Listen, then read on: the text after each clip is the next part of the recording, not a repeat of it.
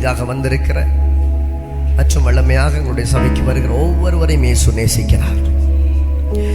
எதற்காக இன்றைக்கு உங்களை இந்த இடத்துக்கு அழைத்து கொண்டு வந்தாரோ அந்த திட்டத்தை நோக்கத்தை ஆண்டவர் நிறைவேற்றிய தீருவார். நீங்கள் அவரை விசுவாசிக்க வேண்டும். வேதம் சொல்லுகிறது, விசுவாசித்தவர்கள் சுகத்தை பெற்றுக் கொண்டார்கள். ஆமென். விசுவாசித்தவர்கள் விடுதலையை பெற்றுக் கொண்டார்கள். ஆண்டவர் அடிக்கடி சில நபர்களை சந்திக்கிற பொழுது கேட்பார், நீ என்னை விசுவாசிக்கிறாயா? இதை என்னால் செய்ய முடியும் என்று நம்புகிறாயா? ஆம் போதகரே,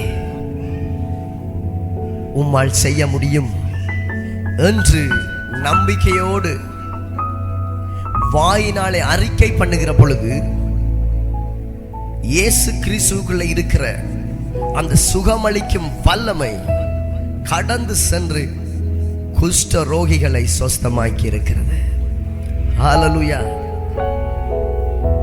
பேதுருவும் யோவானும் ஒரு இடத்துல போய் சொல்லுகிறார்கள், ஒரு அலங்கார வாசல்ல ஒரு முடவன் இருக்கிறார், ஒரு ஆலய வாசல்ல. நான் நினைக்கிறேன் பிச்சை கேட்டான்னு. அவங்க சொல்றாங்க, வெள்ளியும் பொண்ணும் என்னிடத்துல இல்ல. பாருங்க வார்த்தைய, என்னிடத்துல இருக்கிறத நான் தருகிறேன், நசரேயனாகிய இயேசுவின் நாமத்துல எழுந்து நட. வார்த்தைக்கு வல்லமை இருக்கிறது. ஹல்லேலூயா. அவன் நடக்க மாட்டான், அது சரி வராது, அது பிழைச்சி போகும், இந்த நோய் குணமாகாது. தாயே, தகப்பனே அல்லது பிள்ளைகள், நீங்கள் இதே வார்த்தையை நீங்கள் பேசிக் கொண்டிருக்கிற பொழுது அந்த வார்த்தை வல்லமை உள்ளதாய் உங்க வாழ்க்கையிலே மறுபடி அந்த நோயை, அந்த பிரச்சனைகளை அதிகரிக்க ஆரம்பிக்கும். அதிகரித்து உங்கள் வாழ்க்கையிலே சமாதானத்தை திருடும். ஆகையினால் நீங்கள் சொல்ல வேண்டும், இயேசு கிறிஸ்து என்னை விடுதலை ஆக்கினார். இயேசுவால் என்னை ரட்சிக்க முடியும், இயேசுவால் என்னை விடுவிக்க முடியும், இயேசுவால் சுகத்தை கொடுக்க முடியும். அப்படியே மார்க் 16வது அதிகாரம் 3 வசனம் நாங்கள் பார்த்து முடிக்கலாம். மார்க் 16வது அதிகாரம் 17, 18 நாங்கள் வாசிக்கலாம். விசுவாசிக்கிறவர்களால் நடக்கும் அடையாளங்களாவன, என் நாமத்தினாலே பிசாசுகளை துரத்துவார்கள். நல்ல கரங்களை தட்டி நீங்க விசுவாசிக்கிறீங்களா? விசுவாசிக்கிறீங்களா? விசுவாசிக்கிறவர்களால் நடக்கும் அடையாளங்கள் ஆவன, என் நாமத்தினாலே பிசாசுகளை துரத்துவார்கள். கடந்த காலங்களிலே நான் பார்த்து கொண்டு வந்தது, ஹாஸ்பிட்டலுக்கு போவாங்க, மருந்து எடுப்பாங்க, திரும்ப போவாங்க. ஐயோ வயிறு வீக்கம், ஐயோ தலையடி, ஐயோ காய்ச்சல், பல வியாதிகள். ஹாஸ்பிட்டலாய் போக, மருத்துவமனைக்கு போய் அநேக வைத்தியரை புக் பண்ணி பார்த்து பணங்கள் வீண் விரயமானது.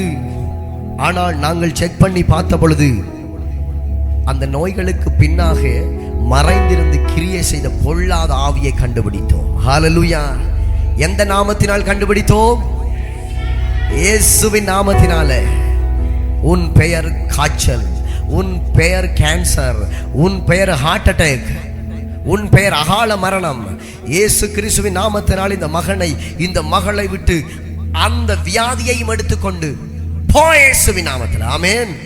காரணம் என்ன தெரியுமா? இதை நீங்க உங்க வாழ்க்கையில சுதந்தரிச்சு கொள்ள வேண்டும், இதை எடுத்துக்கொள்ள வேண்டும். அப்படியோ பாருங்க, விசுவாசிகளால் நடக்கும் அடையாளங்கள் ஆவன, என் நாமத்தினாலே பிசாசுகளை, அப்படியே கையை வைத்துங்க, இயேசுவின்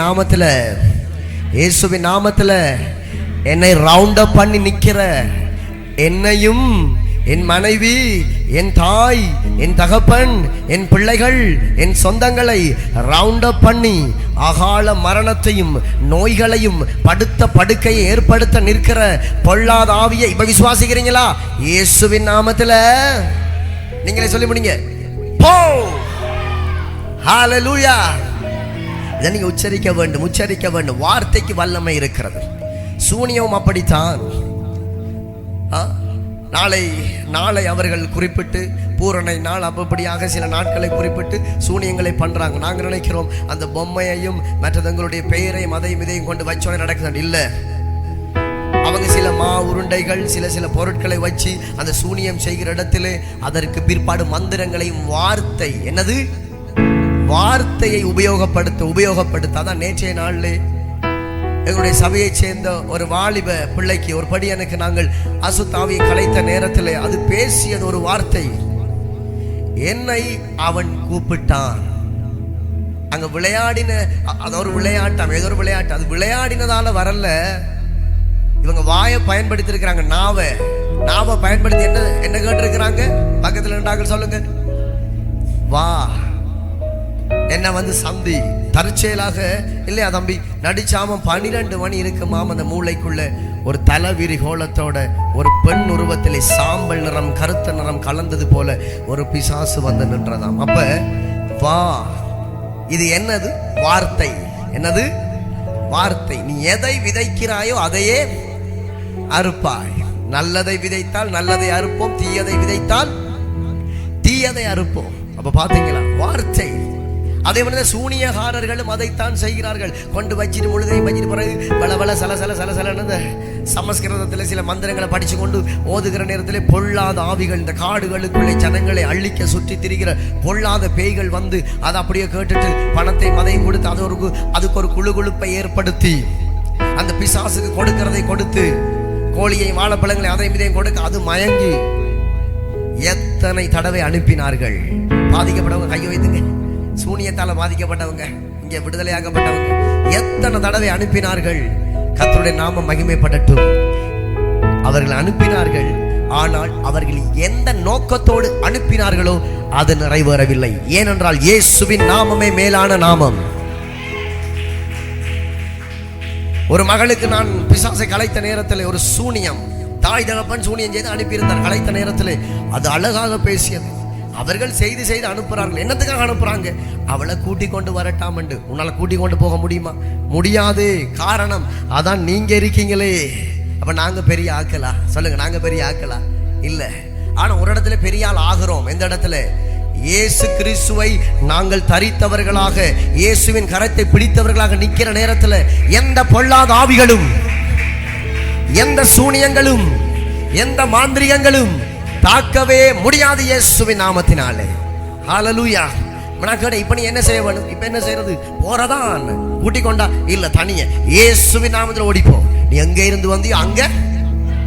நேற்று வெளிநாட்டுல இருந்து ஒரு கால் வந்தது. ஜெபிக்க ஆரம்பித்தேன். அங்க சில சூனியங்கள் கண்டுபிடிக்கப்பட்டது. ஜாழ்ப்பாணத்துல இருந்து வெளிநாட்டுக்கு சூனியம் செய்து அனுப்பியிருக்கிறார்கள். எதற்காக என்று வினாவிய பொழுது அழகாக சில பதில்கள் வந்தது. அந்த நபரும் பேயுமாக கலந்து பேசியதை நான் உணர்ந்தேன்.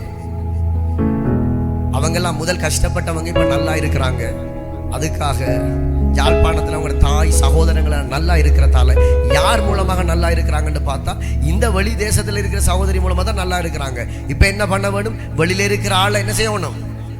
திரும்ப கூட்டி எடுத்தா சரி. இப்ப என்ன செய்திருக்கு? இங்க இருந்து அனுப்பியிருக்கு. சகல சுடலை சாம்பல்கள் அது இதண்டு தேசிக்காக அச்சித தகடுகளை வைச்சு அனுப்பியிருக்கிறாங்க. ஆண்டவர் மறைபொருளை வெளிப்படுத்துகிறவர். பிசாசு மறைந்திருக்க முடியாது. அவர் வெளிப்படுத்தினார். இங்க இருந்து உடைக்க ஆரம்பித்தேன். அங்கே தொமாரோடு விழுந்தது. அதுக்கு பிற்பாடு ஆரம்பத்தில் பேசினதற்கும் என் சரீரம் ஒரு பாரம் போல இருக்கிறது. என் கணவனை பார்த்தால் பிச்சு தின்னாலும் போல இருக்கு. காரணம் என்ன? குடும்பம் விரிஞ்சு எப்படியாவது சிதஞ்சு பிச்சைக்காரியாட்டம் வந்து ஜாழ்ப்பாணத்தை அடைய வேணும். இதுதான் நோக்கம். ஆனால் நேற்றைய நாள்ல யார் அதை செய்தாங்களோ அவங்கள்ட்டே திரும்ப அனுப்பியிருக்கிறது. யாருடைய நாமத்தை கொண்டு? இது யாரு செய்யலாம்? வசனம் சொல்லுதெல்லாம், விசுவாசிக்கிறவர்களால் நடக்கும் அடையாளங்கள் ஆவன. என் நாமத்தினாலே. எந்த நாமம்? சொல்லுங்க, எந்த நாமம்? இயேசுவின் நாமம். பிசாசுகளை துரத்துவார்கள். சூனியத்தை கண்டு நடுங்கி கொண்டிருக்காதீங்க. விளங்குதா? துரத்துங்கள். பாருங்க, நவமான பாஷைகளை பேசுவார்கள். அடுத்தது சர்ப்பங்களை எடுப்பார்கள். சாவுக்கேதுவான யாதொன்றை குடித்தாலும் அது அவர்களை சேதப்படுத்தாது. பாருங்க, அடுத்தது வருது. வியாதியஸ்தர்கள் மேல் கரங்களை வைப்பார்கள், அப்பொழுது அவர்கள் சொஸ்தமடைவார்கள். நல்ல கரங்களை தட்டி. இதுக்கு ஒன்றுதான் தேவை. என்ன? ஃபெய்த். சொல்லுங்க, விசுவாசம், நம்பிக்கை. நம்பிக்கை. வியாதியஸ்தர்கள் மேல் கரங்களை வைப்பார்கள், அவர்கள் என்ன செய்வார்களாம்? சொஸ்தம் அடைவார்கள். என்ன அர்த்தம்? சுகத்தை பெற்றுக்கொள்வார்கள். ஹல்லேலூயா. இன்றைக்கு சொல்லுகிறேன், நீங்க விசுவாசித்தால் தேவனுடைய மகிமையை காண்பீர்கள். நான் நம்புகிறேன் இந்த ஆராதனை வேளையில அநேகருடைய நோய்கள் அகன்று போயிருக்கிறது, அநேகருடைய வியாதிகள் அகன்று போயிருக்கிறது. இயேசுவின் நாமத்தினாலே வியாதியஸ்தர்கள் மேல் கரங்களை வைப்பார்கள், சொஸ்தம் உண்டு. சொன்னால் சொன்னதுதான், வாக்கு மாறாத தேவன். எந்த சூனியமாயிருக்கட்டும், மாந்திரிகம், எந்த பழைய சந்ததி ஆவிகளாயிருக்கட்டும், எந்த அசுத்தாவிகளாயிருக்கட்டும், இயேசு ஒரே நிமிடத்தில் என்ன செய்வார்? விடுதலை கொடுக்க வல்லமை உள்ள தெய்வமாயிருக்கிறார். அப்படியே திருப்பிக் கொள்ளுங்கள். யாக்கோப்பு 5வது அதிகாரம், யாக்கோப்பு 5:13 உங்களில் ஒருவன் துன்பப்பட்டால் ஜெபம் பண்ண கடவன். அடுத்தது என்னவாம்? விசுவாசமுள்ள, சொல்லுங்க, விசுவாசமுள்ள ஜெபம் பண்றீங்களா? வீட்ட ஏத்துங்க கைய பாப்போம். ஜெபம் பண்றார்கள். ஹல்லேலூயா. 4 பேர் என்றாலும் ஜெபம் பண்றீங்க. கர்த்தர் உங்களை ஆசீர்வதிப்பார். 5 நிமிடம் கூட ஜெபம் பண்ணாத கிறிஸ்தவர்களே இல்ல. ஜெபமே ஜெயம். ஜெபம் குறைய பிசாசு எழும்புகிறான், ஜெபம் எழும்ப பிசாசு கீழே போகிறான். ஒரு கட்டத்துல அவன் அப்படியோ ஒரேடியா என்ன செய்கிறான்? இனி இந்த ஆளோட நமக்கு வேலை இல்லை, இந்த ஆளோட இருக்க முடியாது. பொல்லாதாவி என்ன செய்கிறது? ஓடியே போகிறது. ஹல்லேலூயா. நேற்றைய நாள்ல சிரிக்கையும் வேணும் இந்த பேய்களை சொல்லி. கலைச்ச நேரத்துல அப்படியோ ரோட்ல ஒரு 3-4 பேய் நின்று பார்த்ததான் அந்த மகனுக்கு தெரிஞ்சிருக்குது. இல்லையா தம்பி? எழும்பி நில்லுங்க, சாட்சியோட தான் சொல்ல வேண்டும். ஆமாவா இல்லையா? எத்தனை பேய் தம்பி? ஒரு 3 பேய். அதுக்கு வந்து தம்பி சொல்லி கொண்டிருக்கிற நேரத்தில் புலித்தோலை உடுத்தி கொண்டு சாம்பல் நிறத்தில் ஒரு வித்தியாசமான கலர்ல இந்த ரோட்ல நின்று திரும்ப நாங்கள் அதை கடிந்து கொண்ட நேரத்தில் அப்படியோ ஓடி போனது. இந்த அசுத்தாவிகள் தான் பதுங்கி இருந்து நோய்களையும் பிரச்சனைகளையும் சண்டைகளையும் வாக்குவாதங்களையும் பிரிவினைகளையும் உண்டாக்குகிற பொல்லாத என்னது ஆவிகள். இதற்கு தேவையானது ஜெபம். என்னது? ஜெபம். இன்னும் நாங்கள் இன்னைக்கு வார்த்தை கேட்குறோம், நாளைக்கு திங்கக்கிழமை அப்படியே போய் நீ சனிக்கிழமை, சிலர் சனிக்கிழமையில வாரது, இனி ஞாயிற்றுக்கிழமை தான் அந்த பைபிள் எங்கே போயிருக்குன்னு தூச தட்டி என்ன செய்யறது? திரும்ப கொண்டே. இப்படிப்பட்டவர்கள் சூனியத்தால் பாதிக்கப்படுவார்கள். ஐயோ, கிறிஸ்தவர்களுக்கு சூனியம் பலிக்காதுல்ல? ஓ, பலிக்கவே பலிக்காது. யாருக்கு பலிக்காது? இதோடு கூட எந்நாளும் இதை கட்டி அணைத்து வாழ்கிறவர்கள், இதை தேவனுடைய வார்த்தையை தங்கள் இருதயத்திலே பதித்தவர்களாக யாரெல்லாம் வாழ்கிறார்களோ அவர்களை எந்த ஏவலும், எந்த சூனியமும், எந்த மாந்திரிகமும், எந்த பேயும் நெருங்க முடியவே முடியாது இயேசுவின் நாமத்தில். ஆனா கிறிஸ்தவர்களை தாக்குமா? ஓ, கிறிஸ்தவர்களை தாக்கும். யாரை தாக்காது? கிறிஸ்துவோடு இணைந்து வாழ்கிறவர்களை சூனியம் என்ன செய்யாது. கிறிஸ்தவம் என்ற பெயரிலே மதவரி விடித்தவர்களை என்ன செய்யும்? தாக்கும். இயேசுவோடு வாழ்கிறவர்களை சத்துரு அங்கிருந்து பார்த்து என்ன செய்வான்? அந்த வழியிலே ஒரு வழியாய் வந்தவன் 7 வழியாய் ஓடி போவான். இயேசுவின் நாமத்துல பாருங்க. உங்களில் ஒருவன் துன்பப்பட்டால் ஜெபம் பண்ண கடவன். ஒருவன் மகிழ்ச்சியா இருந்தால் சங்கீதம் பாட கடவன். உங்களில் ஒருவன் வியாதிப்பட்டால் அவன் சபையின் மூப்பர்களை என்னவாம்? வரவழைப்பானாக. முதல்ல சொல்லப்படுது. எடுத்ததுக்கெல்லாம் அப்படி என்ன போதகரே வாங்க அப்படி கூப்பிடுத்திருக்கிறல்ல. விசுவாசிகளால் நடக்கும் அடையாளங்கள் ஆவன. கர்த்தர் உங்களுடைய கரத்திலும் உங்களுக்கும் அந்த சிலுவை கூட அதிகாரத்தை கொடுத்திருக்கிறார். இயேசுவின் நாமத்தில் முதலாவது கரத்தை வைத்து என் மகனை விட்டு மகளை விட்டு பொல்லாத ஆவியை போ. செக் பண்ணி பாருங்க, வேலை செய்யவே செய்யும். செக் பண்ணி போட்டு சொல்லுங்க. விளங்குதா? வியாதிப்பட்டால் அவன் சபையின் மூப்பரை வரவழைப்பானாக. அவர்கள் கர்த்தருடைய நாமத்தினாலே அவனுக்கு எண்ணெய் பூசி அவனுக்காக ஜெபம் பண்ண கடவர்கள். நாங்களும் இந்த எண்ணெய் வைத்திருக்கிறோம் இல்லையா? நாங்க வச்சு ஜெபித்தோம், எண்ணெய் வைத்திருக்கிறோம். அந்த எண்ணெய் எதற்கு அடையாளம்? பரிசுத்த ஆவியானவருக்கு அடையாளம். பரிசுத்த ஆவியானவர் தான் விடுதலை கொடுக்கிறவர். ஹல்லேலூயா. பரிசுத்த ஆவியானவர் தான் சுகம் கொடுக்கிறவர். பரிசுத்த ஆவியானவர் நிம்மதியை தருகிறவர். பரிசுத்த ஆவியானவர் சகல வியாதிகளை நீக்கி உங்களை சொஸ்தமாக்கி சமாதானத்தை கொடுக்கிறவர். அதுதான் நாங்கள் எண்ணெய் வைக்கிறோம். அப்ப எண்ணெய் எதற்கு அடையாளம்? பரிசுத்த ஆவியான. அப்ப நீங்க எப்பெல்லாம் எண்ணெய் வைக்கிறீங்களோ பரிசுத்த ஆவியானவர் என்ன செய்றீங்க? தலையில வைக்கிறீங்க. இது நல்லா இருக்கு அந்த சத்தியம். கை கரங்களை உயர்த்துங்க. ஹalleluya. அப்ப என்ன செய்ய வேணும்? ஒவ்வொரு ஆளும் கொஞ்சம் எண்ணெய் வாங்குங்க. வாங்கி எடுத்துட்டு கொண்டு வாங்க. நான் ஜெபம் பண்ணி தாரேன், நல்லா ஜெபம் பண்ணி தாரேன். அதை வீட்டை வச்சுக்கொள்ளுங்க. அதை அப்பப்பெல்லாம் அதை என்ன செய்யுங்க? பூசுங்க, அதை பாவிங்க. அது வல்லமை உள்ளதாய் பரிசுத்த ஆவியானவர், அந்த ஆயில், ஹோலி ஸ்பிரிட், அவர் உங்க வாழ்க்கையில இருக்கிற நேரத்தில் எந்த பொல்லாத ஆவிகளும், எந்த அசுத்தாவிகளும் உங்களை நெருங்கவே நெருங்கவே நெருங்கவே முடியாது இயேசுவின் நாமத்தில். அப்படியோ 1 பேதுரு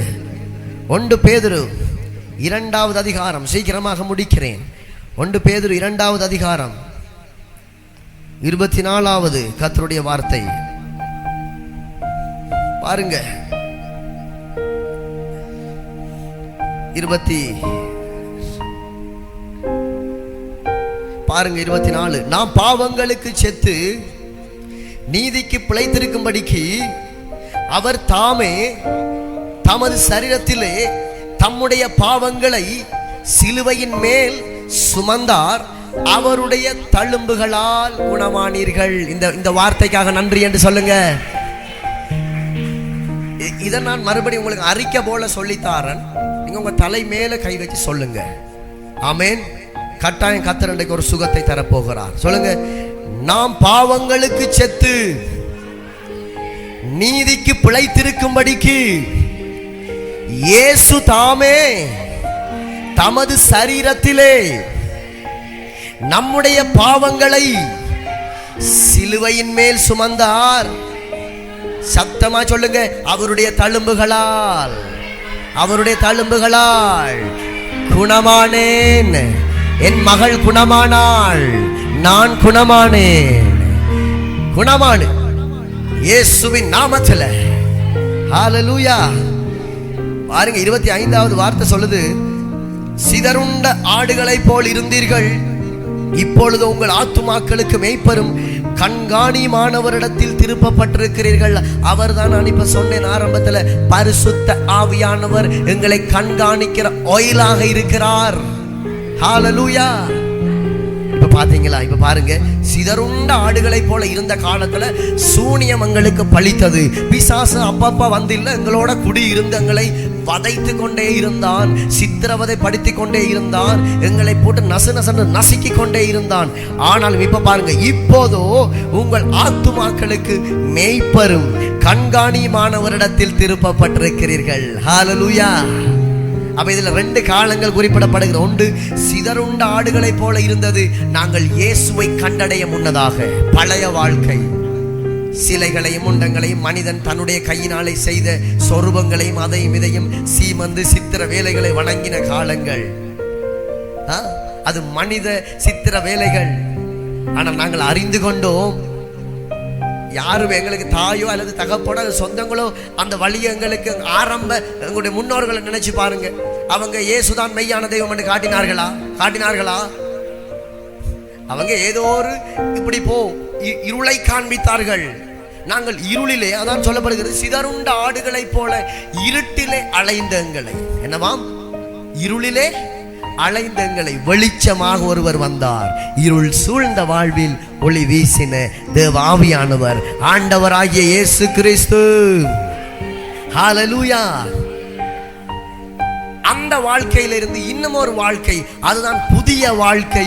இப்பொழுது உங்கள் ஆத்துமாக்கு மேய்ப்பரும் கண்காணி என்று சொல்லி சிசிடி, என்னது சிசிடி கேமரா, அது கண்காணிச்சு கொண்டே இருக்கும் 24 hours. என்னவாம், அது கண்காணிச்சு கொண்டே இருக்கும். எத்தனையோ ஊழல்கள், எத்தனையோ பிரச்சனைகள் இன்றைக்கு சிசிடிவில தான் இன்றைக்கு என்ன செய்து பிடிபட்டு கொண்டிருக்கிறது. அது கண்காணிக்கப்பட்டு பிடிபடுகிறது. சில பேர் இன்றைக்கு ஜெயிலில் இருக்கிறாங்க, சில பேர் விசாரணைக்கு உட்படுத்தப்பட்டிருக்கிறாங்க. இப்ப எங்களுடைய கேமரா யாரு சொல்லுங்க? ஹோலி ஸ்பிரிட், பரிசுத்த ஆவியானவர் ஒவ்வொரு நாளும் ஜெபிக்கிற, அவரோடு வாழ்கிற, வேதத்தை வாசித்து அவரோடு கட்டி அணைத்து அவருடைய மார்பிலே சாய்ந்து வாழ்கிற ஒவ்வொரு யோவான்கள் மீதும், ஒவ்வொரு பேதுருக்கள், ஒவ்வொரு தேவனுடைய அப்போஸ்தலர்கள் மீதும் அவருடைய கேமரா, அவருடைய கண்கள் கண்காணித்த வண்ணம் இருக்கிறது. எவர்தான் எந்த செய்வினையை செய்து அல்லது செய்ததை புதுப்பித்து அல்லது திரும்ப செய்து அனுப்பி அல்லது உங்க வளவுக்குள்ள கொண்டு போட்டாலும் போட்ட கையோட எரிந்து போகும். காரணம், இந்த உலக பிரகாரமான சிசிடி அது வேற, இந்த சிசிடி அக்கினிமயமானது. ஹalleluya. அது நெருப்பு தணல். ஹalleluya. பிராக்டிகலாக நான் பார்த்ததை தான் பேசிக் கொண்டிருக்கிறேன். பிசாசு சொன்னது என்னால் இருக்க முடியல, ஆனா கொஞ்சம் இடம் தந்தா நான் என்ன செய்து விடுவேன், இவளை கூட்டிக் கொண்டு போய் விடுவேன். எங்க? ஊருக்கு தான். அப்ப என்னது? இடம் தாராள் இல்லையே. காரணம் என்ன? அவள் ஆண்டவரை ஆராதிக்கிற பிள்ளை, தேவனை தேடுகிற பிள்ளை, இயேசுவை தேடுகிற பிள்ளை. இயேசுவின் நாமமே வல்லமை உள்ள நாமம். இயேசுவின் நாமமே அதி பயங்கரமான உன்னதமான நாமம். ஹalleluya. கடைசியாக ஏசாயா புத்தகத்தை திருப்பிக் கொள்ளுங்கள். கடைசியாக ஏசாயா புத்தகம் 53வது அதிகாரம். 53வது அதிகாரம் 3-4 வசனங்களை நாங்கள் வாசிக்கலாம். இதில் இயேசுவை குறித்து சொல்லப்பட்டிருக்கிறது. சுமார் 800 வருடங்களுக்கு முதல், புதிய ஏற்பாடு எழுதுவதற்கு 800 வருடங்களுக்கு முன்னதாக பாருங்க.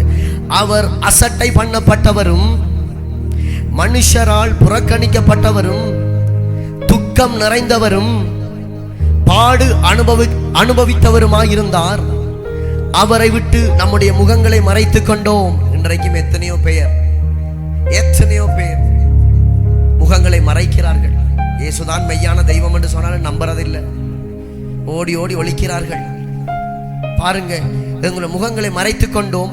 அவர் அசட்டை பண்ணப்பட்டிருந்தார், அவரை எண்ணாமல் போனோம். எங்களுக்காக அடிக்கப்பட்டு எங்களுக்காக நொறுக்கப்பட்ட ஆண்டவர், நாங்கள் அவரை எண்ணாமல் காணாதவர்கள் போல போனோம். ஆனால் மெய்யாகவே நாங்கள் அவரை கணக்கெடுக்காமல் அவரை மதியாமல் சென்றாலும் இயேசுவின் அன்பை பாருங்கள். மெய்யாகவே அவர் நம்முடைய பாடுகளை ஏற்றுக்கொண்டு நம்முடைய துக்கங்களை சுமந்தார். எங்கே சுமந்தார்? சிலுவையில சுமந்தார். ஹalleluya. நாமோ அவர் தேவனால் அடிக்கப்பட்டு வாதிக்கப்பட்டு சிறுமைப்பட்டவர் என்று எண்ணினோம். நம்முடைய மீறுதல்கள் நிமித்தம் அவர் காயப்பட்டு, நம்முடைய அக்கிரமங்களின் நிமித்தம் அவர் நொறுக்கப்பட்டார். நமக்கு சமாதானத்தை உண்டு பண்ணும் ஆக்கினை அவர் மேல் வந்தது. அவருடைய தழும்புகளால் குணமாகிறோம். நல்ல கரங்களை தட்டி பாருங்க. நாம் எல்லாரும் ஆடுகளை போல வழி தப்பி திரிந்து அவனவன் தன் வழியிலே போனோம். கர்த்தரோ, அதாவது இயேசு கிறிஸ்துவோ, நம் எல்லாருடைய அக்கிரமத்தையும் அவர் மேல், அதாவது தேவன் இயேசுவின் மேல் எங்களுடைய எல்லாருடைய அக்கிரமங்களையும் இயேசுவின் மேல் சுமத்தினார். அவர் சிலுவையிலே சுமந்து தீர்த்து அந்த இரத்தம் சிந்தப்பட்டதனால ஹalleluya கண்காணியானவரிடத்திலே திருப்பப்பட்டிருக்கிறோம். அவரை விசுவாசிக்கிறவர்கள் தாழ்ந்து போவதில்லை. அவரை விசுவாசிக்கிறவர்கள் அகால மரணத்தை சந்திப்பதில்லை. அவரை விசுவாசிக்கிறவர்கள் துக்கத்தோடு இருப்பதில்லை. எல்லா நேரத்திலும் கர்த்தர் வெற்றிக்கு மேல வெற்றியை கொடுத்து சமாதானத்தின் மேல சமாதானத்தை தந்து உயர்த்தவே உயர்த்துவார். ஹalleluya. மெய்யாகவே, எல்லாரும் சொல்லுங்க, மெய்யாகவே அவர் நம்முடைய பாடுகளை ஏற்றுக்கொண்டு நம்முடைய துக்கங்களை சுமந்தார். ஆனா நாங்க என்ன நினைக்கிறோமாம், நாமும் அவர் தேவனால் அடிபட்டு வாதிக்கப்பட்டு ஏதோ பாவம் செஞ்சிருக்கிறார் போல நினைக்கிறோம். இல்லை, அவருடைய திட்டம் எல்லாம் காணாமல் போன ஆடுகளை போல இருளிலே உட்கார்ந்து, பாவத்திலே உட்கார்ந்து, யாரனை விடுவிப்பா, யாரனை தப்புவிப்பா, இந்த இருளிலே இருந்து, இந்த படுத்த படுக்கையில இருந்து இந்த வேதனையில இருந்து யார் என்னை விடுவிப்பா என்று ஏக்கத்தோடு கண்ணீரோடும் ஒரு தெய்வம் இல்லையா, ஒரு கடவுள் இல்லையா என்று ஏங்கிக் கொண்டிருக்கிற மாந்தர்களுக்காக, மனிதர்களுக்காக ஆண்டவராகிய இயேசு கிறிஸ்து, தேவாதி தேவன் வானத்தை பூமியை உண்டாக்கின தெய்வம் இயேசு என்கிற பெயரிலே அவரே இந்த மண் உலகம் இறங்கி வந்து தன்னை தானே ஒப்பு கொடுத்தார். ஹல்லேலூயா. அப்ப உங்களுக்காகவும் எனக்காகவும் தான் வானத்தை பூமி உண்டாக்கின தெய்வம் இறங்கி வந்தார். ஏன் அவர் அடிக்கப்பட வேண்டும்? நீதி எப்பொழுதும் மாறாது. சத்திய வேத புத்தகம், அதில் எழுதப்பட்ட வாக்கு தத்தங்கள், வார்த்தைகள், கட்டளைகள் மாறாது. ரத்தம் சிந்துதல் இல்லாமல் பாவ மன்னிப்பு இல்லை. ரத்தம் சிந்துதல் இல்லாமல் பாவ மன்னிப்பு இல்லை. ஆனபடியினால் படைத்தவரே மனிதன் செய்த பாவத்திற்காக இந்த மனுக்குலத்தை சிருஷ்டித்தார், இந்த பூமியை படைத்தார், பரிசுத்த பூமியாய் அவர் சிருஷ்டித்தார். அந்த நேரத்தில் மதம் ஒன்று கிடையாது, தண்ணி, அது இது, இருள், இவைகள் தான் இருந்ததாம். இந்த வானம் பூமி சிருஷ்டிக்கப்படுவதற்கு முன்னதாக ஜலம் இருந்திருக்கிறது. அதற்கு பிற்பாடு தேவன் வெட்டாந்தரை, இந்த பூமி, வானம், இவைகளை, ஆகாய விரிவு, இவைகள் நிறைய. நீங்கள் ஆதியாகமம் 1வது அதிகாரத்தை வாசித்தால் நீங்கள் அவருடைய சிருஷ்டிப்புகள், அதாவது படைப்புகளை நீங்கள் கண்டறிய முடியும். இப்ப எல்லாவற்றையும் விவரித்து சொல்ல நேரம் இல்லை. அவர் படைத்து ஒரு ஏதேன் தோட்டத்தை உருவாக்கினார், அதிலே மனிதனை வைத்தார். மனிதனிடத்திலே சொன்னார், இந்த தோட்டத்தில் இருக்கிற சகல விருட்சத்தின் கனியை நீ சாப்பிடு, ஆனா தோட்டத்தின் நடுவில் இருக்கிற அந்த விருட்சத்தின் கனியை நீ என்ன செய்யக்கூடாது? சாப்பிடக்கூடாது. மனிதன் கீழ்ப்படியாமை. பாம்பு கூடாக பிசாசு வந்து பேசியது, அவன் அதை சாப்பிட்டான். சாப்பிட்ட பிற்பாடு இந்த பூமி அனைத்தும் பிசாசின் கையிலே போனது. இன்றைக்கு அந்த பேய் தான் என்ன செய்யறான்? இந்த பூமியை ஆளுகை செய்து கொண்டிருக்கிறான். அந்த பிசாசு கூடாக பாவம் இந்த பூமியிலே வந்தது. பிசாசு ஜனங்களை அடிமைப்படுத்த ஆரம்பித்தான், வேதனைப்படுத்த ஆரம்பித்தான், கண்ணீரிலே ஜனங்களை வைத்துக் கொள்ள ஆரம்பித்தான். கொலைகள், வரிகள், குரோதங்கள், எத்தனையோ பிரச்சனைகள், மதவரிகள் ஆரம்பிக்கப்பட்டது. ஆண்டவர் பார்த்தார், இப்படியோ விட்டால் இனி சரியில்லை, ஒரு மீட்பின் வழியை நான் உண்டாக்க வேண்டும் என்று தேவாதி தேவன் இந்த மண்ணுலகம் இறங்கி வந்து மரித்ததுதான், தெரிந்து கொண்டதான் சிலுவை. ஹல்லேலூயா.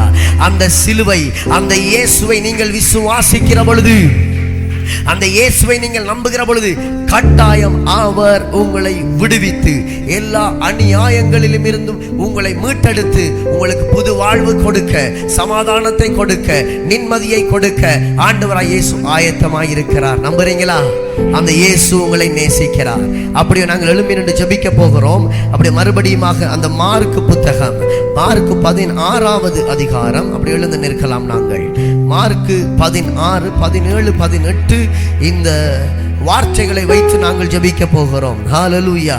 விசுவாசிக்கிறவர்களால் நடக்கும் அடையாளங்களாவன, என் நாமத்தினாலே பிசாசுகளை துரத்துவார்கள், நவமான பாஷைகளை பேசுவார்கள், சர்ப்பங்களை எடுப்பார்கள், சாவுக்கு ஏதுவான யாதொன்றை குடித்தாலும் அது அவர்களை சேதப்படுத்தாது.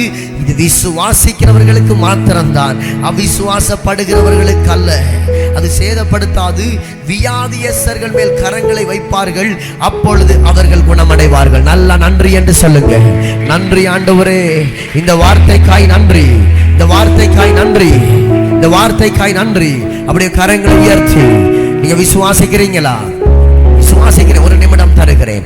இயேசு கிறிஸ்துவின் நாமத்துல, இயேசுவின் நாமத்துல மறுபடியும் அற்புத சுகத்தை பேசுகிறேன். நம்பி நிற்கிற பிள்ளைகள், ஆண்டவரே என் வாழ்க்கையில் ஒரு விடிவு உண்டாகாதா?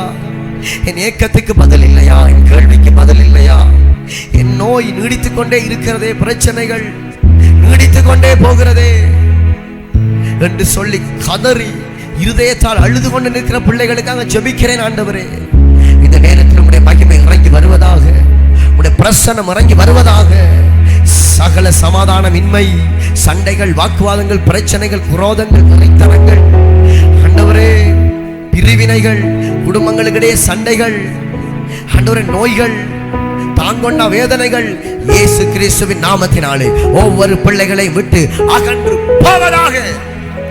சொல்லுங்க, அகன்று போ. இயேசுவின் நாமத்தில், இயேசுவின் நாமத்தில் கர்த்தர் வாய்க்க பண்ணி இருக்கிறார். கர்த்தர் அதிசயம் செய்திருக்கிறார். Thank you Jesus. Thank you Jesus. நன்றி ஆண்டவரே, நன்றி. பேசி சொல்லிய வார்த்தைக்காய் நன்றி. தேவன் திடப்படுத்தி இருக்கிறீர் ஆண்டவரே, திடப்படுத்தி இருக்கிறீர் தகப்பனே. புதிய விசுவாசத்திலே பிள்ளைகள் கால் ஊன்றி நிற்க தேவன் கிருபை செய்தபடியினால் உமக்கு நன்றி செலுத்துகிறேன். நன்றி அப்பா, நன்றி. வந்திருக்கிற பிள்ளைகள் ஒவ்வொருவரையும் மனதார ஆசீர்வதித்து